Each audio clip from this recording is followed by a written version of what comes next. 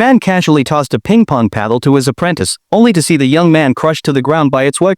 Unbeknownst to everyone, the paddle was forged from a mysterious extraterrestrial metal, weighing a staggering 600 kilograms. Yet, the man effortlessly wielded the 1,000-pound paddle with just one hand, even using it to shoot a chicken feather straight into the bullseye. This man was none other than the legendary ping-pong god. Under his tutelage, every apprentice inevitably rose to become a dominant force in the ping-pong world. However, he chose to live incognito, working as a janitor at a local sports complex. One day, someone noticed something peculiar about the man. When a stray ball came his way, he casually picked up a broom and returned it with precision. His cover blown, the man was forced to move on. Through a mutual acquaintance, he found a new position at the struggling Yuncheng club, which was on the brink of collapse. The club was in the process of selecting a new head coach, but the club director had other plans for the man. It was then that he realized he had been set up. To secure some peace and quiet, he agreed to coach one person on the condition that they win the city championship. His offer was met with laughter and scorn, as the players mocked him, saying, "What can a janitor teach us?" They insisted that Coach Allen, the talented assistant coach, was more than capable of leading them. Annoyed by the commotion, the man selected a substitute player whose job was to retrieve balls. He boldly claimed that with just 3 days of training, this player would be able to defeat anyone present. However, the chosen player suffered from muscle atrophy and could barely hold a paddle, let alone play. The others were eager to see the man fail. Training began, and the man handed the player a paddle.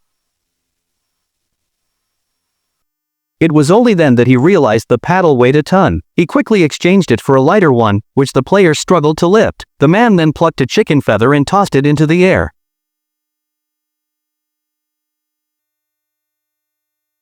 The player, stunned, began to train diligently. Despite his efforts, he couldn't hit the feather. The others, witnessing his struggle, laughed, saying he couldn't even hold a paddle properly, let alone compete in 3 days. After they left, the player's pent-up frustration erupted. With a powerful swing, he finally hit the feather, sending it flying towards the target. But the man said it wasn't enough. He instructed the player to train with the 1,000-pound paddle and warned him not to put it down for the next 3 days. The day of the test arrived. The man brought out an hourglass, declaring that the player couldn't switch paddles until the sand ran out.